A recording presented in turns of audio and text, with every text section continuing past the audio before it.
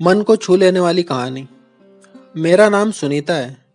कुछ समय पहले मैं छोटी बहू नीलू के कमरे में बैठी हुई थी और अचानक उसके फ़ोन की घंटी बजी। हमारे घर में एक नियम है कि जैसे ही किसी बहू का फ़ोन आता है तो हम वहाँ से उठ जाते हैं ताकि बहू वहाँ सुकून से बात कर सके। और जब मेरा फ़ोन आता है तब भी मेरी बहुएं इधर उधर हो जाती है ताकि मैं आराम से बात कर सकूं। लेकिन उस दिन मेरी बहू कमरे में नहीं थी तो मेरे 2 साल की पोती ने फ़ोन उठा लिया, मगर इतनी देर में कॉल कट चुकी थी। लेकिन मेरी पोती ने फ़ोन अपने कान से लगाया और तुतलाते हुए कहने लगी, हेलो पापा। अपने नाना जी को वह अपनी माँ की तरह पापा कहने लगी। मैं मम्मी हूँ, आप कैसे हो, ऑफिस पहुँच गए? अच्छा अच्छा, गर्मी है।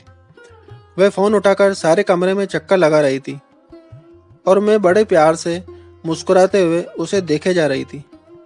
फिर उसने फ़ोन को बाएं हाथ से दाएं हाथ में लिया, बिल्कुल अपनी माँ की तरह। जी जी, सब ठीक है। आप ठीक हो ना पापा? और बात करते करते ही आकर बेड पर बैठ गई। हाँ पापा, टाइम पर खाना खाना और घूमना टहलना और टाइम पर दवाई लेना, ठीक है? अच्छा, अभी फ़ोन रखती हूँ, अपना ख्याल रखना। और फ़ोन साइड के टेबल पर रख दिया। मुझे अपनी पोती पर बहुत प्यार आ रहा था और उससे ज़्यादा प्यार उसकी मम्मी पर आ रहा था। सच में बेटी बाप से रोज़ यही बातें करती होगी और चिंता करती होगी कि उसके पापा ने टाइम पर खाना खाया या नहीं, दवाई ली या नहीं, और ये सोचकर परेशान होती होगी। जब उसके पापा ऑफिस गए तो रास्ते में गर्मी थी, मौसम खराब था, तो उससे उसके पापा को तकलीफ तो नहीं हुई। ऑफिस कार में गए या मोटरसाइकिल पर। मेरी बहू बनने से पहले वो अपने माता पिता की बेटी है, बड़े भाइयों और बहनों की छोटी लाडली बहन है। ये बेटियां भी कितनी प्यारी होती है। पता नहीं वो कैसे लोग होंगे जो किसी की बेटियों और बहनों को ब्याह कर लाने के बाद ये सोचते हैं कि उसके पिछले सारे रिश्ते खत्म हो गए। बेटियां भले ही अपने ससुराल में कितनी भी खुश हो, लेकिन उनका दिल अपने माता पिता में अटका रहता है और उनकी चिंता रहती है।